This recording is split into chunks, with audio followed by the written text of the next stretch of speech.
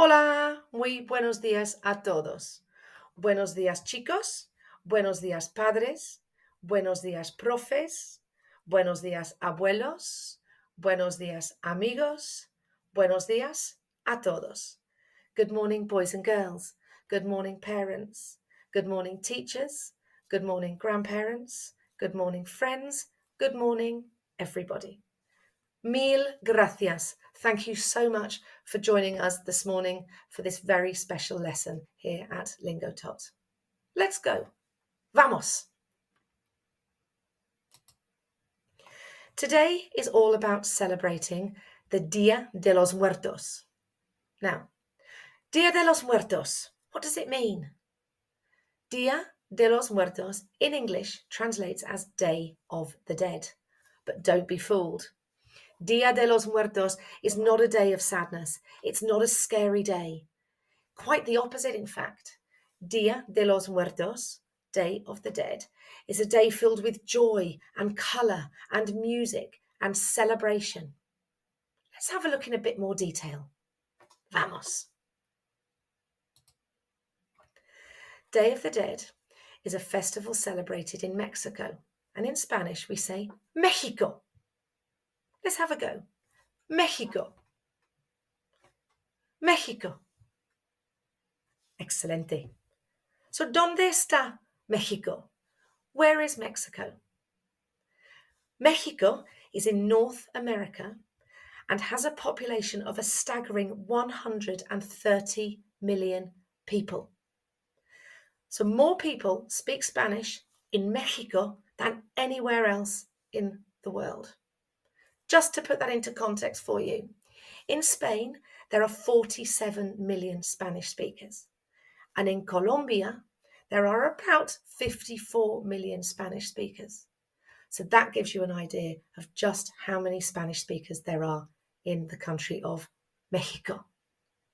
Have a look at the flag on the other side of the screen. You will see the bold colours, the green, the verde, the white, the blanco, and the red, rojo.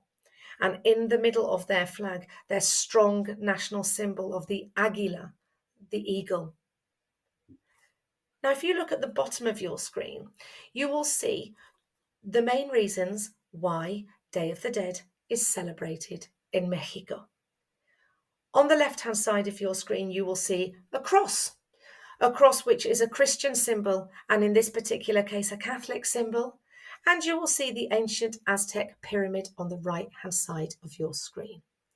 And Dia de los Muertos is a very, very special celebration which blends together the ancient Aztec culture with the modern Christian traditions. So, when is Day of the Dead celebrated? Day of the Dead is celebrated over 2 days every year on the 1st and the 2nd of November. Both days are national holidays and everybody comes out to celebrate. They are 2 days to celebrate your ancestors. So what do we mean by ancestors? They're your family members that are no longer alive. And I really like this quote given to us by National Geographic, where it says, Day of the Dead is like a family reunion, except the dead ancestors are the guests of honour.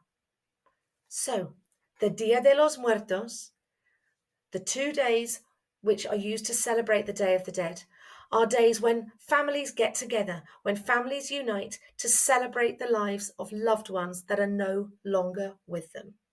So, how is it celebrated? Wow, have a look at this picture. Look at these amazing parades. These parades take place all over Mexico. Now, what can we see in here? We can see people dressed up. We can see people playing music. We can see people holding candles. We can see families together. But what do they all have in common? Look at their faces, boys and girls. Can you see those faces? They're all painted. What are they painted to look like? That's right, they're painted to look like skulls. They have whitened their faces And then people have drawn different things on the skulls in beautiful, vibrant colours. And they've used these beautiful, vibrant colours because it is a day of joy. It's a day of celebration. And while some of these masks might look a little bit scary, they're not scary at all. They are people representing and honouring family members that are no longer with them. People love dressing up. Have a look at the beautiful costumes there. Some people in suits, some people in traditional dress, some people in the more ancient Aztec cultural dress over at the right-hand side there, with flowers on their heads. Beautiful, beautiful colour absolutely everywhere. So, on Day of the Dead, Dia de los Muertos, the main purpose of these 2 days, as we have just said, is for people to celebrate and honour loved ones, family members, very good friends that have died, that have left this world. And that part is very important to say because, as we have told you, Day of the Dead honours these people. And it is the ancient Aztec belief combined with the Christian Catholic belief that while the person may no longer be with us, their spirit, what made them them, lives on. And it's a very important time for people to spend days with their family, with their mums, with their dads, with their brothers, with their sisters, with their grandparents, with their aunties and uncles, and with very beloved family and friends. So let's have a look at the family. Mi familia in Spanish means my family. And all of our families come in different shapes and sizes. Today, we're going to look at a few typical family members and help you with a few words. So let's have a look at family. Mi familia. If we start at the bottom of that screen, you will see the word yo. Now, yo means me. Have a go. Yo. Yo. Excelente. Now, on the left-hand side of me, you will see mi hermano. Who do you think mi hermano might be? Mi hermano is, that's right, my brother. Let's have a go. Mi hermano. Mi hermano. Fantastico. Now, you might also have noticed there that in Spanish, we don't pronounce our H's. So it's written, but we don't say it. Let's try it again. Mi hermano.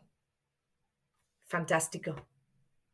If we look to my other side, you will see a little girl. And there we say mi hermana. Mi hermana. Who do you think she might be? That's right. She is my sister. Let's try again. Mi hermana. Mi hermana. Fenomenal. Okay, let's look above. Now, we've got two very important people here. On our left-hand side, we have mi papa. Mi papa. Who do you think that might be? Excelente. My dad. Mi papa. And to the right, we have mi mamá. Mi mamá. Mi mamá. Who do we think she might be? Fantastico. My mum. Excelente. You're doing really, really well. Fenomenal. Now, let's look above. If we first of all look at the left-hand side, you'll see a gentleman with glasses on there. And he is mi abuelo. Mi abuelo. Mi abuelo. Who do you think mi abuelo is? That's it. Fantastico. You've got it. My granddad. Fantastico. And if we look at the other side of the screen, we have mi abuela. Mi abuela. Mi abuela. So who is she? Fantastico. She is my gran. Fenomenal. Let's practice all of those words again. Yo. Yo. Mi hermano. Mi hermano. Mi hermana. Mi hermana. Mi papá. Mi papá. Mi mamá. Mi mamá. Mi abuelo. Mi abuelo. Mi abuela. Mi abuela. Oh, you're doing so well. Fantastico. Now, if we have a look at this next screen, we can now practice saying things and asking questions to our family with some new words. So if I said, hola papa, hola mamá, hola abuelo, hola hermano, hola abuela, what might I be asking? Or what might I be saying? Hola. That's right, you've guessed it. Hi. Hola. Hola. Excelente. Now let's have a look at the question in the middle. ¿Qué tal? ¿Qué tal, papá? ¿Qué tal, mamá? ¿Qué tal, hermano? ¿Qué tal, abuela? Oh, any ideas? ¿Qué tal? ¿Qué tal? ¿Qué tal? ¿Qué tal means how are you? So now we could even try and put that together. We could say, hola, mamá. ¿Qué tal? Hi, mum. How are you? Hola, mamá. ¿Qué tal? Fantastico. Now, mummy or daddy, or your brother or your sister, or your nanny or your bampy may say to you, muy bien, gracias. Muy bien, gracias. So what do you think they're saying to you? You've asked them how they are, ¿qué tal? And they have said to you, muy bien, gracias. Brilliant. I'm really good, thank you. Fantastico. Now, there's two more little things I'd like you to have a look at on this screen. Now, this one with the red heart. Oh, we all need to say these words to the people we love. It's very important that we show people we love how we feel about them. And it's a beautiful phrase in Spanish. Te amo. Te amo. Te amo. What do you think it means? Te amo means I love you. Let's practice it with people that you love. Te amo, mama. Te amo, mama. Te amo, papa. Te amo, papa. Te amo, abuelo. Te amo, abuelo. Te amo, abuela. Te amo, abuela. Te amo, hermano. Te amo, hermano. Te amo, hermana. Te amo, hermana. Isn't it a beautiful phrase? Te amo. Beautiful, so simple to say, but means so much to the people that hear it. And finally, on this slide, we're going to have a look at this. Adios. What do we reckon that means? Adios. Adios. Adios. That's right, you've guessed it. Adios means goodbye. So when you're leaving for school next week and you have to go out of the front door and you say goodbye to your family for the day, you could try it. Adios, mama. Adios, papa. Adios, abuelo. Adios, abuela. Adios, hermano. Adios, hermana. Aren't they easy to use? And it will really, really help you. So have a go at trying to use these with your family now over the next few days. It could be as simple when mummy or daddy or nanny or bampy comes into you in the morning, you could say, hola, mama. Hola, Papa. Hola, Abuelo. You may ask them how they're feeling. ¿Qué tal, mamá? ¿Qué tal, papá? ¿Qué tal, hermano? You might decide to tell them that you love them. Te amo, mamá. Te amo, papá. Te amo, hermano. Te amo, abuelo. And when you're either going out with your friends or you're going to one of your sports clubs or you're going to school, you'll say, Adios, mamá. Adios, papá. Adios, abuelo. Excelente. Well done. So, just to recap, Day of the Dead, Dia de los Muertos, is a day all about family. It's a day about celebrating the lives of people who are no longer with us and sharing stories and celebrating those amazingly special people in our lives. Let's look now at how people celebrate in their homes. Now, wowee, look at the colour on this screen. The ofrenda is what the Mexicans call the offering or the altar. Now, these ofrendas are built by families in their own houses. And these ofrendas are where the families honour the relatives that are no longer with us. Let's have a look at all these different kinds. You'll see there's no set way to make an ofrenda, but they all have a few things in common. Have a look at the beautiful colours. Have a look at the flowers. Have a look at the sugar skulls. Have a look at the food. So this just gives you an idea of the kind of things that people build in their homes to celebrate loved ones that are no longer with us. But bear in mind, as I said to you before, their bodies are no longer with us, but their spirits, what made them them, lives on. And this is what this day is all about. Now, look at this one. Isn't this a beautiful photograph? This little boy in this picture has made his own ofrenda in his home.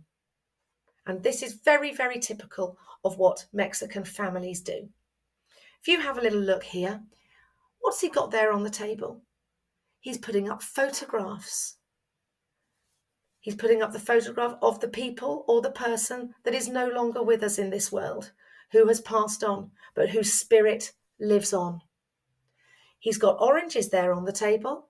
The oranges are there because perhaps the family member that died loved eating oranges. The altar, the ofrenda, is a place where all of this person's favourite things get put. Here you can also see the sugar skulls. You can also see beautiful flowers. And you can also see candles. And you can see the dog on the sofa in the background, checking that the little boy is keeping everything in order. So, we've just said that the ofrenda, the altar, is the central part of the family celebrations on Day of the Dead. Now let's have a look at the different things you might find on these ofrendas, as we just saw with the little boy. The key elements are, let's have a look on the screen. Oh, you've got the sugar skull. Now the sugar skull is called a calavera. Let's have a go. Calavera. Calavera. Fantastico. And surprisingly enough, you've got a calabaza, a pumpkin. Calabaza. Calabaza. Now, the pumpkin is a symbol of the Day of the Dead, of the Dia de Muertos, which dates back all the way to Aztec times. I just thought it was a symbol of Halloween, but now I understand the background of it. Let's have a look at the bottom of that side. You've got something called pan de muerto. Pan de muerto. So what's pan de muerto? That literally translates as bread of the dead. It's a sweet bread that is made, and as you can see, it's got different decorations on top. And the different decorations on top are made to represent the whole body, the skull, and the different bones in the body. It is a celebratory, sweetish bread that people eat and share during the Day of the Dead celebrations. You'll also see on this screen the papel picado. Papel picado. So what's papel picado? Well, as you can see, papel picado is beautiful and colourful. It's tissue paper. That's what we would say in English. It's tissue paper with lots of holes and patterns cut in it. So why do the Mexican people cut holes and patterns in the papel picado? Well, I'll tell you why. The reason is that I've told you before, the day is to represent the loved ones, and it is said that while the bodies are no longer with us, the spirits of our beautiful family and friends live on. And the papel picado is hung up in people's homes.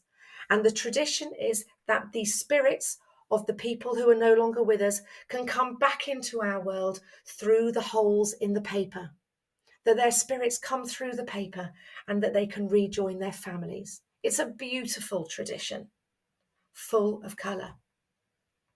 Let's have a look at other things on the ofrenda. You've got some bright orange flowers over there. These bright orange flowers are called calendulas. Calendulas. In English, we say marigolds. And marigold flowers are a traditional symbol of Dia de los Muertos because of the beautiful, vibrant colours which are said to attract the souls and the spirits of the relatives who are no longer with us. And they're also very aromatic flowers. Do you know what aromatic means? Aromatic means they have a beautiful smell. And that's again why they're used, because the beautiful smells, the aromas, are said to encourage the spirits and the souls of the loved ones who are no longer with us to come back and join their families in spirit. We also have velas, candles. Velas are an integral part because traditionally, if we light a candle to somebody, it is to remember them, to celebrate their lives. And finally, no ofrenda would be complete without fotos. Now, you saw lots of fotos on the picture before with the little boy. We saw it here.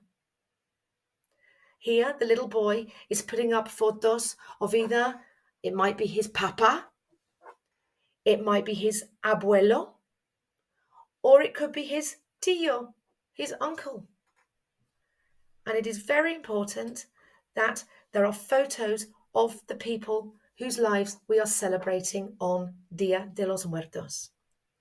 So these things here, boys and girls, are the main things that you will find on an ofrenda, on an altar in a family's home.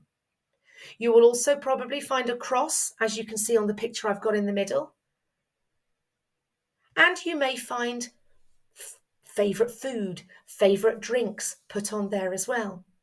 On one that I've seen, we had a guitar was placed there because the person who had passed away was a keen musician and loved their music. Also, we've seen ones with pineapples on. You saw the little boy there, he had put out oranges on the table. You might have sweeties on the table. All of these things, they're very personal to the people who have left this world, but these are the key elements that we have shown you today.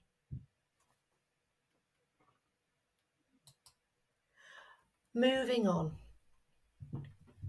As I've said to you, the Dia de los Muertos is all about celebrating the lives of people who are no longer with us, but whose spirits live on. Now, we've talked about two of these things on this screen already. We've talked about the papel picado, the coloured tissue paper that has decorations and patterns cut out in it. Can you remember why people hang papel picado up? That's right. The papel picado hanging up flutters in the wind or in the houses. And the tradition is that the spirits, that the souls of the relatives who are no longer with us can pass through the paper and rejoin their family for that very special day. We've had a look at the marigolds, the calendulas. The calendulas are, as we said, heavily scented flowers with beautiful aromas that also help to guide the spirits and the souls back to their families to celebrate this very special day. And you'll also notice in that picture, there's a little vela, and there are also 2 calaveras. 2 sugar skulls, 2 calaveras, and una vela, 1 candle. Now, the final picture in front of you is looking at butterflies. In this particular case, monarch butterflies. Now, butterfly in Spanish is mariposa. Mariposa. It's a beautiful word. Mariposa. It's not a word you can really say without smiling. Mariposa. Mariposa. So why are butterflies, or particularly why are monarch butterflies, a symbol of Dia de los Muertos? Monarch butterflies travel huge distances each year. They start their journey in North America, in Canada, and in the United States, and over the course of their lifetime, they fly eventually south into Mexico. And guess when they arrive in Mexico? They arrive in Mexico typically at the beginning of November every year.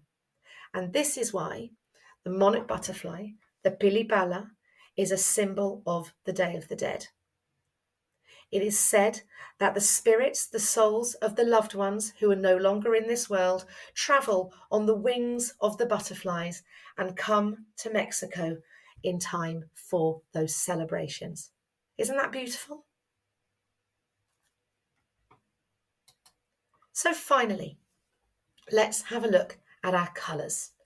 We've shown you today so many beautiful colours that are used in this celebration. We have all the colours in our papel picado. We have all the colours on the ofrenda. We have all the beautiful colours that you find in the costumes that people wear during the parades. All the beautiful colours in the flowers, in the mariposas, in the candles, in everything. So let's learn how to say them. First of all, I'm going to sing you a little song. I think you'll know it. Rojo, amarillo, rosa y verde, naranja, morado, azul. Canto un arco iris, canto un arco iris. Did you recognize that song? I bet you did. Let's try again. Join in if you can. Rojo, amarillo, rosa y verde, naranja, morado, azul. Canto un arco iris, canto un arco iris. That's right, we've just sung the colours in Spanish to our beautiful, famous nursery rhyme, Rainbow. So let's have a go at pronouncing them. Rojo, rojo. Rojo. Fantastico. So rojo is red. You're doing so well. Fenomenal. Let's move along to the next color. Amarillo. Amarillo. Amarillo. Amarillo. Well done. That's yellow. Next one. Rosa. Rosa. Rosa. Rosa, which is pink. Lots of people confuse it with red, but rojo is red and rosa is pink. Moving on. Green is verde. Verde. Verde. Verde. And guess what? Some people actually pronounce their V's as B's in Spanish. So you may choose to say verde or you may choose to say verde. Either is fine. Verde or verde. Excelente. Moving down now. Oh, look, this is a picture of our beautiful marigold, our calendula. And look at the colour. Naranja. Naranja. It's quite hard to pronounce. It's quite a throaty sound. Naranja. If you find that tricky, just soften the part and just practice it like this. Naranja, naranja, naranja. That might be easier for you. Let's move on to the bottom one at the middle. Morado, morado, morado, morado. It is purple. And finally, last but not least, azul, azul, azul, azul. Azul is blue. Phenomenal. Shall we sing our song again? See? Let's go. Rojo, amarillo, rosa y verde, naranja, morado, azul. Canto un arco iris, canto un arco iris. Phenomenal, chicos. You've done so well.